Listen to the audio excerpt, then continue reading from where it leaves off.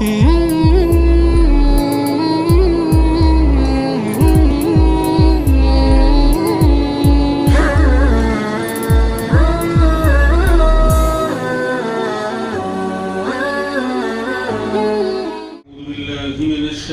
الرجيم بسم الله الرحمن الرحيم إن الله يأمر بالعدل والإحسان وإيتاء ذي القربى وينهى عن الفحشاء والمنكر والبغي يعظكم لعلكم تذكرون صدق الله العظيم. قرآن پاک کی آیت اکثر ہمارے کانوں سے ٹکراتی رہتی ہے اور اکثر ہم اس آیت کو سنتے رہتے ہیں، اور جن لوگوں نے بہت دھیان سے سنا ہوگا ان کو یاد بھی ہونی چاہیے. کیوں؟ اس لیے کہ خطبے کے اندر اس آیت کو پسند کیا گیا اور ہر خطبے میں اس آیت کو پڑھا جاتا ہے، تو بہت ہی زیادہ جامع آیت ہے. شریعت کے احکام کو بہت زیادہ اس کے اندر اللہ نے سمو دیا ہے. یعنی اس ایک آیت پر بھی عمل ہو جائے تو شریعت پر عمل ہو سکتا ہے. دیکھیے اللہ فرماتے ہیں ان اللہ یأمر بالعدل، بے شک اللہ تعالیٰ حکم دیتے ہیں عدل کرنے کا اور احسان کا. تو اللہ تبارک و تعالیٰ عدل اور احسان کا حکم دیتے ہیں. عدل کے معنی آتے ہیں ہم جانتے ہیں انصاف، اردو میں ترجمہ کرتے ہیں انصاف کا، اور احسان کے معنی آتے ہیں اچھا، کسی کام کو اچھا کرنا. لیکن عدل کی حقیقت کیا ہے جس کا ترجمہ اور مطلب یہ بیان کیا جاتا ہے کہ عدل کا مطلب ہوتا ہے کہ حق والے کو اس کا حق دینا، اپنی ذمہ داری کو پورا ادا کرنا، ہر حق والے کو اس کا حق دینا، یہ عدل کہلاتا ہے. یعنی دو چیز جس جگہ کی ہے اس کو وہیں پر رکھنا، مطلب حق والے کو اس کا حق دینا. اور اسی کے مقابل میں ظلم آتا ہے، عدل کے مقابل میں ظلم آتا ہے. ظلم کہتے ہیں کہ چیز کو اس کی جگہ کے علاوہ کسی اور جگہ میں رکھنا، یہ ظلم ہے. جو چیز جہاں ہونی چاہیے وہاں آپ نے نہیں رکھی تو آپ نے اس کے ساتھ ظلم کیا. جسے کہ ٹوائلٹ اور باتھ روم کی چپل ہے، اس کو اٹھا کر آپ شوکیس میں رکھ رہے ہیں تو کہیں گے یہ ظلم ہے. اور نعوذ باللہ دینی کتابیں ہیں اردو میں، اس کو اٹھا کر آپ جو ہے دروازے کے باہر نیچے رکھ رہے ہیں تو یہ کہیں گے یہ ظلم ہے اس کے ساتھ. یہ سمجھانے کے لیے میں نے مثال دی. تو ظلم کہتے ہیں جو چیز جہاں ہونی چاہیے اس کے علاوہ اس کی غلط جگہ پر رکھنا، یہ ظلم ہے. اور عدل جو چیز جہاں ہونی چاہیے اس کو وہاں رکھنا. اب اس کا مطلب کیا نکلے گا عدل کا؟ کہ اپنی ذمہ داری کو پورا ادا کرنا عدل اور انصاف ہے، اور اپنی ذمہ داری میں کمی کرنا یہ ظلم ہے. مثال دی جاتی ہے، ایک بندہ کسی کمپنی میں کام کر رہا ہے، جاب کر رہا ہے، تو آپ اور اس کا ٹائم ہے صبح 10 بجے اور شام کو 6 بجے تک. تو اب اگر وہ 10 بجے ٹائم پر پہنچ جاتا ہے اور پورا ٹائم شام کو 6 بجے تک وہ اس کمپنی میں اور دکان پر کام پورا کرتا ہے تو کہیں گے اس نے اپنے جاب کے ساتھ عدل کا معاملہ کیا، اپنی ذمہ داری کو پورا ادا کیا، اس میں کمی نہیں کی. اور اگر ٹائم ہے صبح 10 بجے کا اور جاتا ہے 11 بجے، 1 گھنٹہ لیٹ، اور 6 بجے کے بجائے 5 بجے نکل آتا ہے وہاں سے بیفور ٹائم، تو کہا جائے گا اس نے اپنی ڈیوٹی کو برابر ادا نہیں کیا، یعنی ظلم کیا، اپنی ذمہ داری اپنی ڈیوٹی اور جاب کے ساتھ ظلم کا معاملہ کیا. ڈیوٹی جیسی ہونی چاہیے اس کو اس کی جگہ میں نہیں رکھا، اس سے ہٹا دیا. ڈیوٹی ہونی چاہیے تھی 10 سے لے کے 6 بجے تک، لیکن اس کو اس نے بدل لیا. تو چیز کو اس کی جگہ سے ہٹا دینا اور غلط جگہ رکھنا یہ ظلم ہے. تو کہیں گا بھائی تم ظلم کر رہے ہو، تم کوتاہی کر رہے ہو، یہ کہا جائے گا. اور اگر وہ ٹائم پر جاتا ہے اور ٹائم پورا کرنے کے بعد واپس آتا ہے تو کہیں گے بھائی تم نے اپنی ذمہ داری کو نبھایا، ڈیوٹی کو اس کی جگہ پر رکھا جہاں ہونی چاہیے، یہ عدل ہے. تو اللہ دونوں کا حکم دیتے ہیں، عدل کا بھی، اور ہر چیز کے اندر عبادتوں میں بھی عدل آئے گا، معاملات کے اندر بھی آئے گا، معاشرت کے اندر بھی آئے گا، ہر چیز میں عدل کا اللہ حکم دیتے ہیں. یعنی عبادات کے معاملے کی جو چیزیں تم پر ہم نے فرض کی ہیں، نماز، روزہ زکوٰۃ حج اس کے ساتھ بھی عدل کا معاملہ کرو. اور آگے بڑھ کر اور احسان کس کو کہتے ہیں اس کو سمجھ لیں, پھر مثالیں دی جائیں گی. اور احسان کہتے ہیں ذمہ داری سے زیادہ ادا کرنا. ذمہ داری سے کمی ظلم ہے اور برابر ذمہ داری کو نبھانا عدل ہے, اور ذمہ داری سے زیادہ دینا یہ احسان ہے. چلو ہو گئے کلمہ. ذمہ داری سے زیادہ ادا کرنا یہ احسان ہے.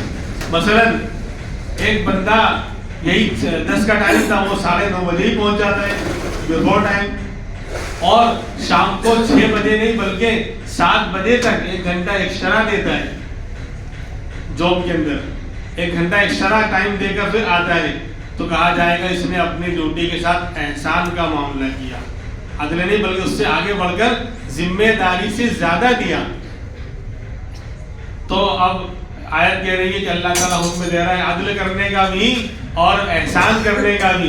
یعنی دین کے جتنے بھی شعبے ہیں, صرف عبادات کا شعبہ نہیں, عبادت کا شعبہ تو بہت مختصر وقت میں ادا ہو جاتا ہے.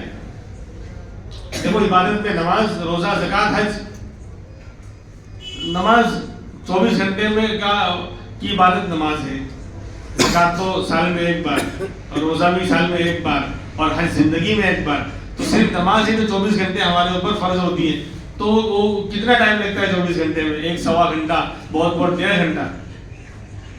5 نمازوں کو ہم ملائیں اگر اچھی طرح تو 1.25 گھنٹہ بہت ہو گیا. اس سے زیادہ ٹائم ہم نہیں دیتے عبادت کو.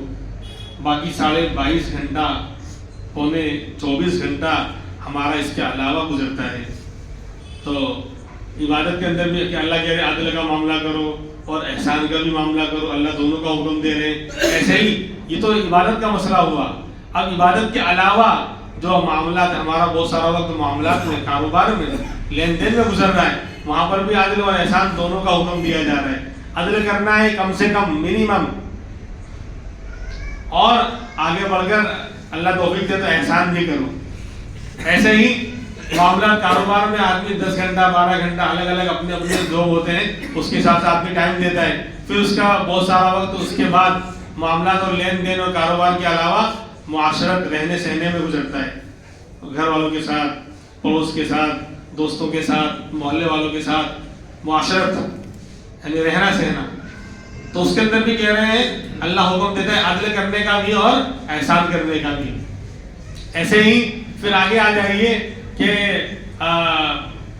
معاملات معاشرت بھی ہو گیا, اس کے ساتھ ساتھ اخلاق کی اسلام نے تعلیم دی. تو اخلاق کے اندر بھی اللہ حکم دیتے ہیں اپنے عادت و طریقوں کو بھی کے اندر بھی اللہ کہتے ہیں کہ عدل کا معاملہ بھی کرو اور احسان کا معاملہ بھی کرو. اب ہم جو ہے ترتیب سے چلتے ہیں. پہلا ہے ایمانیات کو میں نے چھوڑ دیا, عبادت سے شروع کیا تھا. 5 شعبے ہیں ایمانیات کے اندر بھی. جو عقیدہ رکھنا ہے, اللہ کو ایک ماننا, اور اللہ پر ایمان, کتابوں پر ایمان, فرشتوں پر ایمان, نبیوں پر ایمان. اس کے اندر بھی اللہ حکم دیتا ہے ایمان کے باب میں بھی عدل کا معاملہ کرو اور احسان کا معاملہ کرو. تو آپ جب شروع کرتے ہیں ایمان کے اندر عدل کیا ہے, ایمان کے ساتھ عدل کا معاملہ کیا ہوگا؟ اللہ نے جس طرح جن چیزوں کو ماننے کا حکم دیا ہے بندہ اس طرح مان رہا ہے, تو کہیں گے بھائی اس نے ایمان کی ذمہ داری کو پورا کر دیا, یعنی ایمان کے ساتھ عدل کا معاملہ کیا. یعنی آمنت باللہ و ملائکتہ و کتبہ الی آخرہ, جن جن چیزوں کو کے اوپر ایمان لانے کا اللہ نے حکم دیا ہے, تو ایمان میں عدل کا معاملہ کیا کہلائے گا؟ ہم اس طرح مان رہے ہیں, اللہ کو رب مان رہے ہیں, اور آسمانی کتابوں کو اللہ کی کتاب مان رہے ہیں, نبیوں کو مان رہے ہیں. تو کوئی نہیں کہے گا کہ آپ نے ایمان کے ساتھ عدل کا معاملہ نہیں کیا. جو ذمہ داری تھی ایمان کی اس کو ہم نے پورا نبھایا, جیسا ماننا تھا ان چیزوں کو ویسا مانا, تو کہیں گے عدل کا معاملہ کیا. اور کہتے ہیں احسان کیا ہے؟ احسان تو حق سے زیادہ دینے کو بولتے ہیں نا, ابھی بتایا. تو اب ایمان میں احسان کیا ہوگا؟ ایمان میں احسان یہ ہوگا کہ جیسا بتایا ویسا تو ماننا ہے ہی, اس کے ساتھ ساتھ ہر وقت ان چیزوں پہ بندہ غور و فکر کرتا رہے اللہ کی مخلوق کے اندر, جس سے ایمان میں اضافہ ہو, اللہ سے تعلق و یقین میں اضافہ ہو. جو چیزیں ایمان کو بڑھانے والی ہیں, اللہ کے تعلق کو, اللہ کے یقین کو اور ایمان کو بڑھانے والی ہیں, اللہ پر ایمان بڑھے, کتاب پر ایمان بڑھے, نبیوں پر ایمان بڑھے, بندہ ان چیزوں کو پڑھے, سنے, اپنا وہ زیادہ اس میں لگائے اور اللہ کے مخلوق میں غور کر کے ایمان کو اور اللہ کو پہچاننے کی کوشش کرے تو، اور جو نیگیٹو چیزیں ہیں کفر اور شرک کی طرف لے جانے اس سے بچیں، تو ہم کہیں گے اس نے ایمان کے ساتھ احسان کا معاملہ کیا۔ اب بات سمجھ آ رہی ہے؟ ایک بندہ ان چیزوں کو مان رہا ہے، جیسے عام مسلمان کا حال ہے کہ وہ سب چیزوں پر ایمان لایا ہوا، تو کہیں گے وہ اس نے ایمان کے ساتھ عدل کا معاملہ کیا، یہ نہیں کہیں گے کہ اس نے ایمان کی ذمہ داری کو نہیں۔ لیکن آگے بڑھ کر ہر مسلمان، عام مسلمان کا حال یہ نہیں ہے آج کہ وہ ایمان کے بارے میں بہت زیادہ سوچ رہا ہو، اس کے لیے وقت نکال رہا ہو، اس کے لیے اللہ کے مخلوق میں غور کر رہا ہو اور انہی واقعات کو، انبیاء کے واقعات کو سن رہا ہو، اللہ والوں کی باتوں کو جس سے ایمان بڑھے اس کو سن رہا ہو، نہیں کر پا رہا ہے، اور اس کے خلاف جو نیگیٹو چیزیں ہیں کفر اور شرک کی چیزیں اس سے بچنے کی کوشش کر رہا ہو۔ عام مسلمانوں کا حال یہ نہیں ہے اللہ کے بندے جو کر رہے ہیں، تو احسان والا معاملہ نہیں ہو پا رہا ہے ایمان کے ساتھ۔ تو احسان والا معاملہ کب کہلائے گا؟ یعنی ایمان کو حد سے زیادہ کب ہم دیں گے؟ جب ایمان تو لائے اللہ پر، کتاب پر، ہر چیز پر، لیکن اس کو آگے بڑھانے کے لیے، اللہ سے تعلق کو اور مضبوط کرنے کے لیے، یقین کو اور زیادہ پاورفل بنانے کے لیے پھر جو ہے انہی چیزوں میں بندہ غور کر رہا ہے، مخلوق میں اللہ نے کیسا آسمان بنایا، کیسی زمین بنائی، اور انہیں کو پڑھ رہا ہے، سن رہا ہے اللہ والوں سے، اور اس کے خلاف جو ایمان کو جو ہے ختم کرنے والی اور کم کرنے والی اور مٹانے والی چیزیں ہیں، کفر و شرک کی طرف لے جانے والی چیزیں، اس سے بچ رہا ہے، کوشش کر رہا ہے بچنے کی، تو کہیں کہ اس نے، اس بندے نے ایمان کے ساتھ احسان کا معاملہ کیا۔ اب عبادتوں میں آ جائے گی۔ اب عبادت پہلی نماز ہے، نماز کے ساتھ عدل کا اللہ حکم دے رہا ہے، عدل کا، اسی لیے اس آیت کو ہر خطبے میں پڑھ کر ہم کو اس بات کی طرف سبق دیا جاتا ہے، اشارہ کیا جاتا ہے کہ وہ دیکھو عدل اور احسان ہر چیز میں ضروری ہے۔ اب عبادت میں پہلی نماز ہے، اب نماز کے ساتھ عدل کا معاملہ کیا ہے؟ یعنی نماز کے عدل کا معاملہ جو حق ہے اس کو ادا کرنا، تو نماز کا ساتھ عدل کا معاملہ کیا ہے کہ جو فرض ہیں، واجب ہیں، سنت ہیں نماز کے، اس کو اچھی طرح بندہ ادا کر رہا ہے، تو کوئی نہیں کہے گا کہ اس نے نماز کے ساتھ عدل کا معاملہ نہیں کیا۔ جو فرائض ہیں، جو واجبات ہیں، جو سنتیں ہیں، جو مستحبات ہیں، ان سے بچ رہا ہے، اور جو چیزیں نماز کو توڑنے والی ہیں، نماز کے اندر یعنی خلل پیدا کرنے والی ہیں، نماز سے دھیان اللہ کا ہٹانے والی ہیں، تو ان چیزوں سے بچ رہا ہے، تو کہیں گے بھائی اس نے نماز کے ساتھ عدل کا معاملہ کیا۔ اور احسان کیا ہے؟ حد سے زیادہ دینا نماز کو۔ احسان نماز کے ساتھ یہ ہے جسے کہ حدیث پاک میں خود اللہ کے رسول نے بتایا، ان تعبد اللہ کأنک تراہ فإن لم تکن تراہ فإنہ یراک، کہ احسان یہ ہے کہ تم اللہ کی عبادت ایسی کرو، فرض، واجب، سنت، نفل، اس کو تو ادا کرنا ہی ہے نماز کے رکوع سجدے میں، ہر چیز کے اندر، اس کے ساتھ ساتھ اللہ کی نماز یعنی عبادت ایسی کرو، ایسا دھیان بٹھاؤ، توجہ ایسی لاؤ گویا تم اللہ کو دیکھ رہے ہو، گویا تم اللہ کو، یہ مقام جو ہے بہت مشکل سے حاصل ہوگا، بہت مشکل معاملہ ہے۔ اللہ والوں کی اور اہل اللہ کی زندگیاں اسی میں کھپ جاتی ہیں۔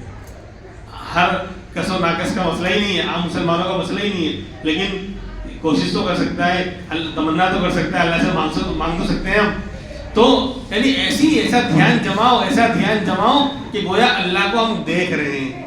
بولے ایسا کیسے ہو سکتا ہے؟ ارے ہوتا ہے، جب محبت چھا جائے نا دل و دماغ پر، جب کسی کی محبت، ابھی میں مثال دوں گا آپ کو کہ ہاں ہوتا ہے، صحیح کہہ رہے ہیں آپ، لیکن دین کے معاملے میں ہمیں سمجھ میں نہیں آ رہی، کیونکہ ہم دل اور دماغ اللہ کی یاد سے خالی ہے، دل کی دنیا ہماری برباد اور ویران ہے، اس میں تو غیر اللہ کا جالا اور تالا پڑا ہوا ہے اس کے اوپر، اس لیے سمجھ میں نہیں آتا، تو کہا کہ ایسی عبادت کرو، اللہ کا دھیان ایسا جماؤ گویا تم اپنے سامنے اللہ کو دیکھ رہے ہو۔ بولے ایسا کیسے ہو سکتا ہے؟ ہو سکتا ہے، اس ماں سے پوچھو، مثال اچانک اس کا 20-22 سال کا نوجوان لڑکا ٹھیک ٹھاک تھا، صحت مند تھا، بیمار نہیں تھا، اچانک گیا اور اطلاع کہ ایکسیڈنٹ میں انتقال ہو گیا۔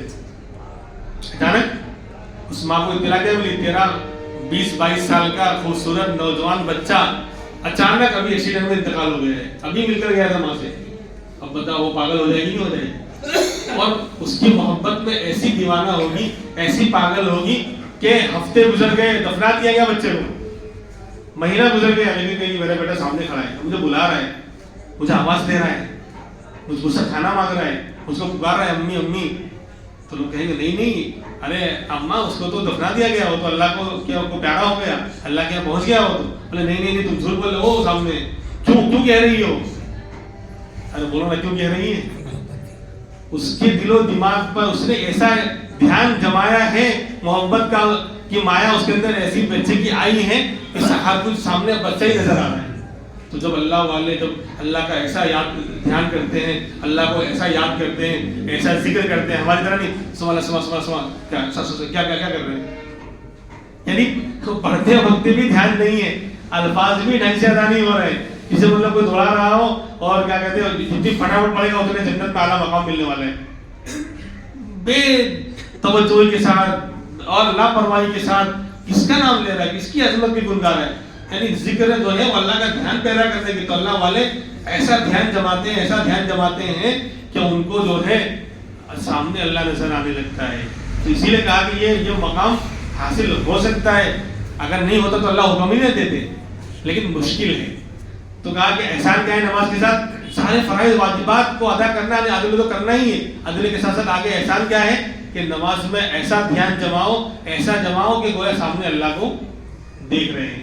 کہا کہ اگر یہ نہیں ہو سکتا مشکل کام ہے، اس کو کہتے ہیں مشاہدہ، اللہ کا مشاہدہ نہیں ہو پا رہا ہے تو فَإِن لَمْ تَكُنْ تَرَاهُ فَإِنَّهُ يَرَاكَ، اگر تو اللہ کو نہیں دیکھ پا رہا ہے، تیری توجہ اتنی اعلیٰ درجے کی نہیں، اللہ سے محبت اتنی اعلیٰ درجے کی نہیں ہے، تو یہ دھیان کر لے کہ اللہ تجھے دیکھ رہا ہے، اللہ تجھے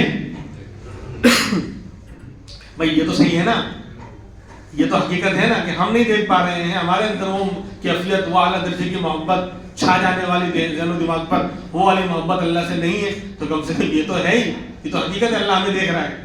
اگر یہ کیفیت بھی پیدا ہو جائے، اس کو مراقبہ کہتے ہیں، اللہ والے مراقبہ کرواتے ہیں نا، یہ کیفیت پیدا کرنے کے لیے کم سے کم یہ دھیان آ جائے کہ اللہ مجھے، اب بتاؤ اگر نماز میں یہ دھیان آ جائے کہ اللہ مجھے دیکھ رہا ہے تو نماز کے اندر جان پڑے گی نہیں پڑے گی؟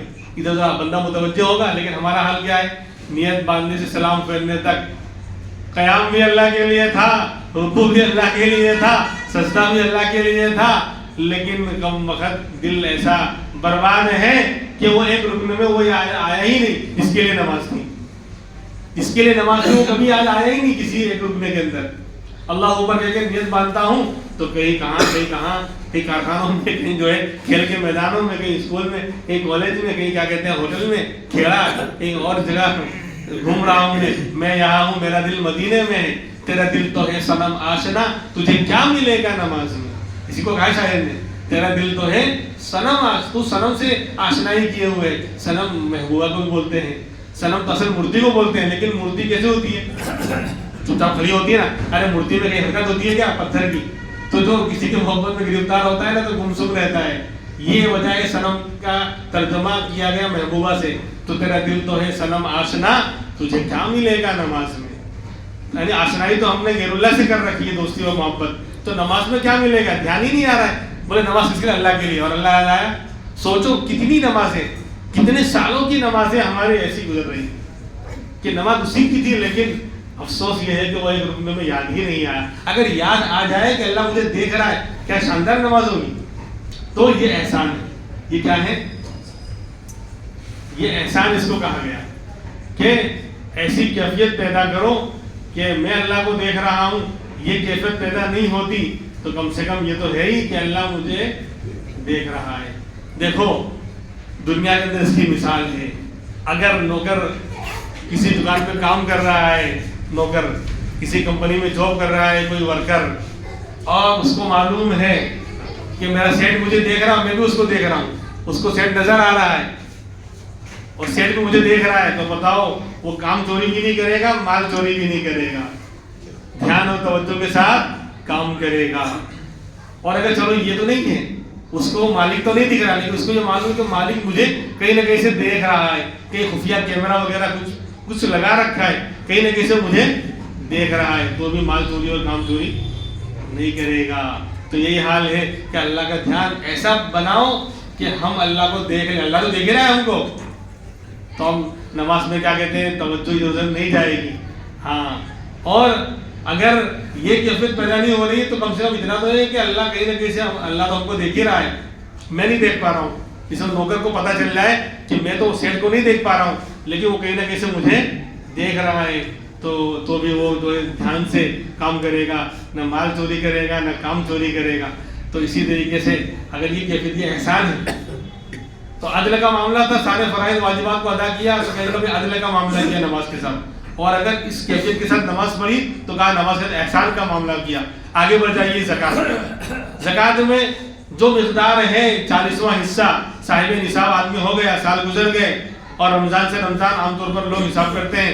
اب رمضان میں جو ہے وہ 2.5% یعنی 40واں حصہ اپنے پورے مال کا برابر اچھی طرح حساب کر کے پورا ایک پائی برابر اس نے نکالا، فقیر کو دیا، مالک بنایا، تو کہیں گے اس نے زکوٰۃ کے ساتھ عدل کا معاملہ کیا، یعنی زکوٰۃ کا جو حق تھا اس کو پورا ادا کیا.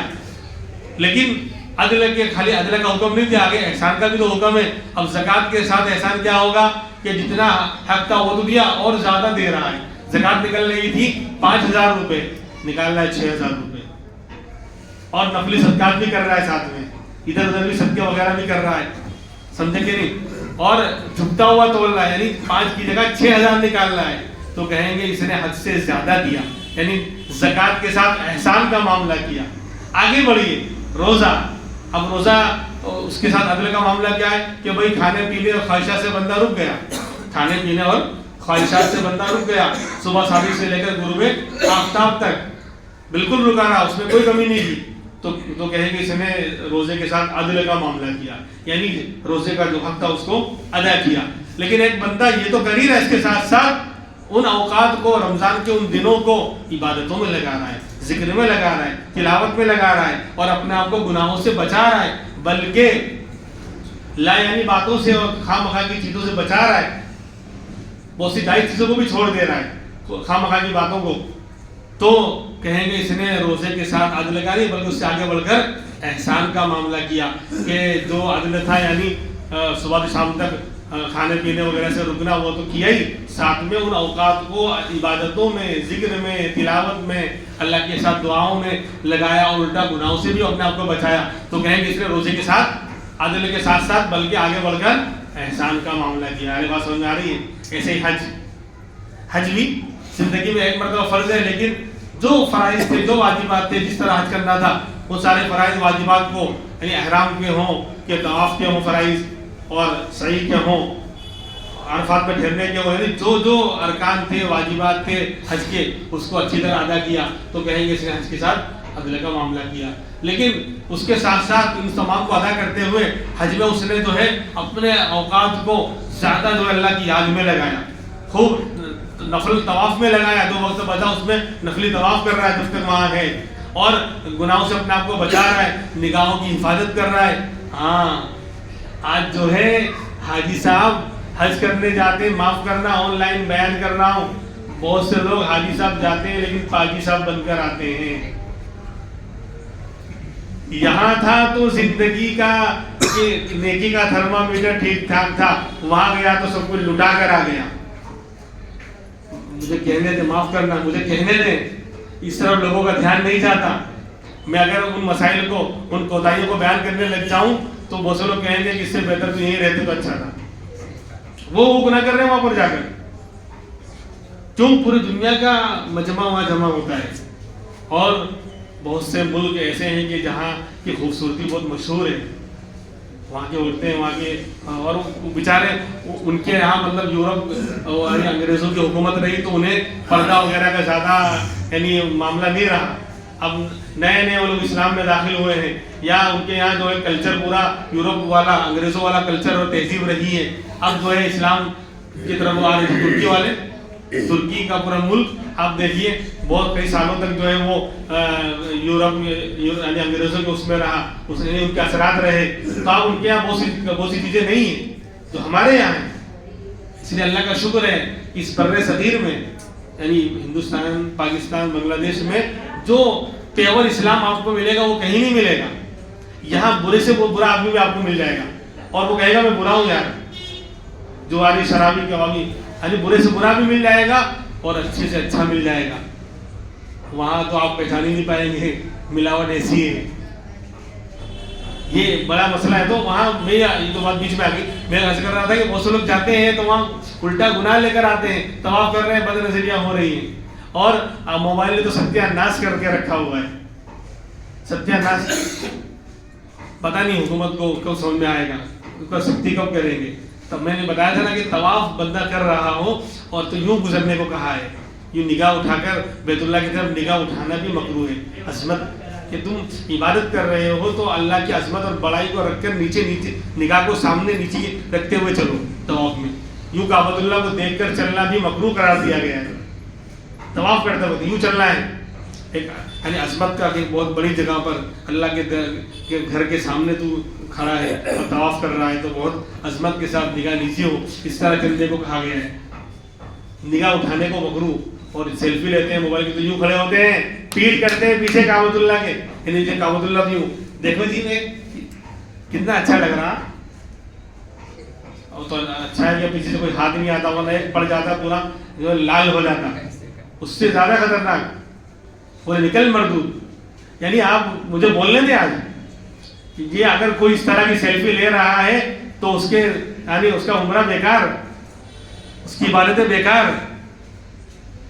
یعنی یہاں سے گیا ہے پتہ نہیں. اور ہم نے دیکھا ہے روزہ اقدس پر، میں نے دیکھا، اللہ جو ہے ہم سب کو پہنچائے کہ جو لوگ اس طرح کی حرکتیں کرتے ہیں اللہ کے رسول کی طرف سے ہی گویا اللہ کی طرف سے یہ ہے کہ پولیس والے جو ہے فٹافٹ کو بھگائی دیتے ہیں، وہاں چڑھنے نہیں دیتے. روک روک روک روک چلے یہاں سے نکل.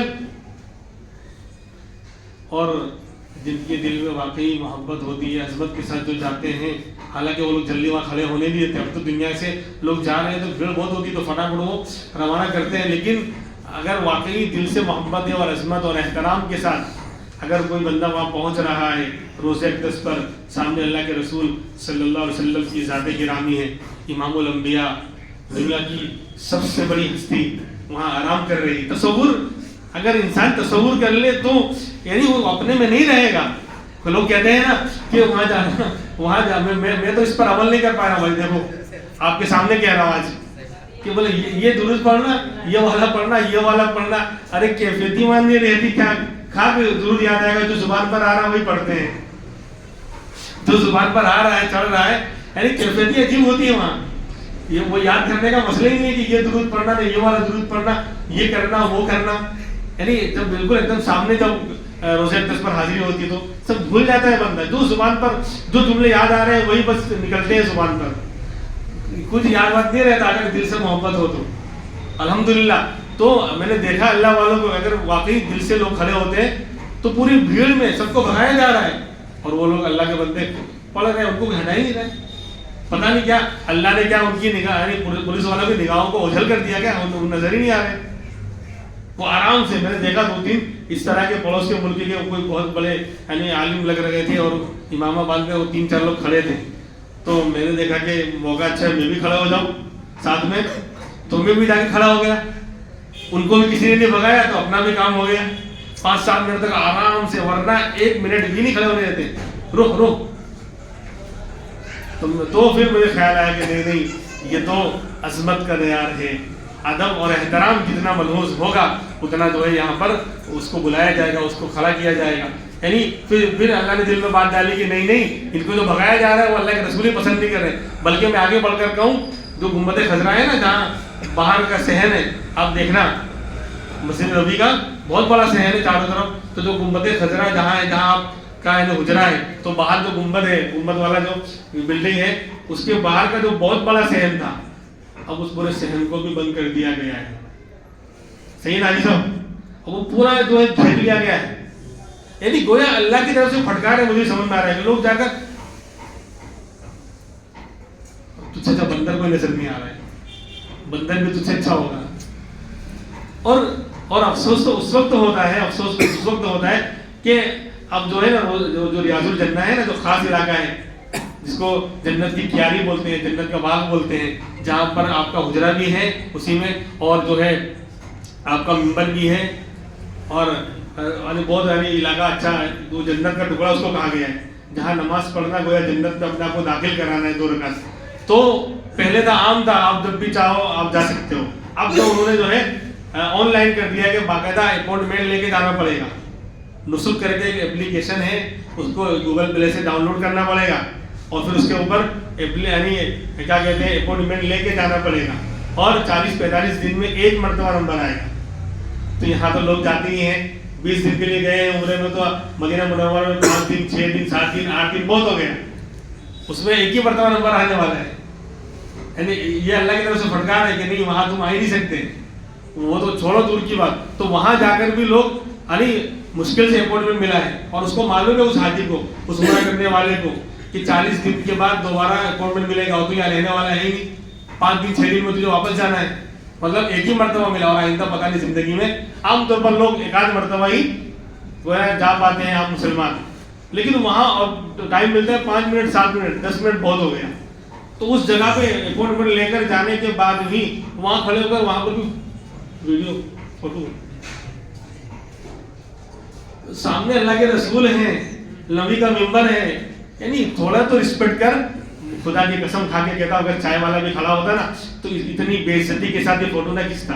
تھوڑا تو رسپیکٹ کرتا ہے کہ بھائی ملک کا پی ایم ہے, تھوڑا تو میں جو ہے سیدھا ہو جاؤں, تھوڑا تو یعنی رسپیکٹ دوں اس کو, عزت دوں اس کو. لیکن اللہ کے رسول کی ذات اتنی نعوذ باللہ اتنی زیادہ یعنی بے ادب ہو گئی کہ سامنے اللہ کے رسول ہیں, زندہ ہے نبی اپنی قبر میں, وہ دیکھ رہے ہیں ہمارے عمل کو, اور تجھے یہاں پر آنے کا 5 منٹ کا وقت ملا ہے لائف میں ایک بار. یعنی عام طور پر یہی ہوتا ہے, اللہ جس کو بار بار پہنچائے گا وہ بار بار جائے گا, ورنہ عام طور پر لوگ ایک ہی بار 2 بار, ایک بار 2 بار جا پاتے ہیں. وہ 5-10 منٹ میں بھی وہ ویڈیو اتار رہے ہیں. اذان ہو رہی ہے ممبر پر وہ مؤذن کھڑا, تو دیکھو بھائی میرا عمرہ جب بھی قبول ہوگا جب یہ ویڈیو اتاروں گا.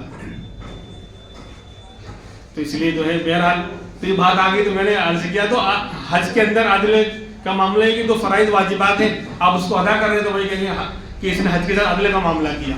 اور احسان کیا ہے کہ ان کاموں کو تو کرنا ہے, باقی جو وقت ہے بندہ اپنے آپ کو گناہوں سے بچائے.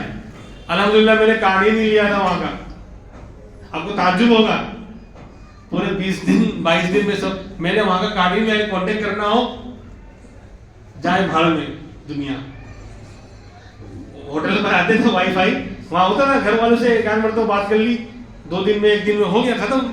ضروری ایمرجنسی ہوا تو وائی فائی ہوتا تھا, جب ہوٹل پہ آتے تھے تو وائی فائی فری ہوتا ہے ہوٹل کا, تو وہاں بات کر لی بس. اور خالی ان کمنگ کے لیے کہ کوئی آگے پیچھے ہو جائے, تو خالی ان کمنگ کے لیے یہاں کا کارڈ چالو رکھوایا تھا خالی, کہ فون نہ کرنا پڑے. کیا ضرورت ہے, زندگی ہے پوری. پہلے لوگ جاتے تھے حج کرنے, موبائل نہیں تھا تو کیا زندہ نہیں رہتے تھے, وقت نہیں گزرتا تھا. اب کیا پکایا ہے, کیسے کھا رہے ہو, ارے اس کو برابر کھلائیے, منہ میں نوالا برابر چبا نہیں رہا ہے.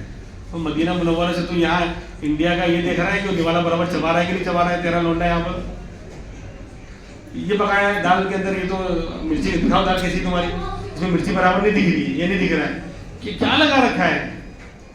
خیر تو احسان یہ ہے کہ اپنے وقت کو زیادہ عبادتوں میں لگائے, گناہوں سے بچائے, اور موبائل کا کم سے کم استعمال کرے. یہ بات اب حج جو بھی آداب بیان ہوتے ہیں اس میں یعنی جم کر کے پہلے اس کو بیان کرنا ضروری ہے کہ موبائل کو بند رکھے حرم شریف میں جا کر. سب سے اعلیٰ درجے کی بات یہ ہے, بند رکھے, انشاءاللہ بہت کچھ لے کر آئے. بند رکھے مسجد نبوی کے اندر, ضرورت پڑے تو ہی کھولے, بند رکھے, بہت کچھ لے کر آئے گا. بھائی ہم تو نہیں کھولتے, ہم نے میں نے ایک فوٹو نہیں اتارا, ایک ویڈیو نہیں لیا کسی کا, تو ہم بھی تو زندہ ہے, نمبر تھوڑی گئے. ہم کو کوئی احمدآباد سے نکال لیا, میں تو گیا تھا تو نے ویڈیو نہیں بھیجا, تو نے بتایا نہیں تیرا تو عمرہ کرنے نہیں گیا تھا. کسی نے یہ تو کہا ہی نہیں کہ نہیں تو حج کرنے نہیں گیا تھا, جھوٹ بول رہا ہے تو. ٹھیک ہے جھوٹ بول رہا ہوں, دکھانا تھوڑی کسی کو, یعنی میں سمجھانے کی ایک بات کر رہا ہوں. بہرحال تو یہ ہے ان اللہ یامر بالعدل والاحسان, ایسے ہی آگے بڑھے گی انشاءاللہ.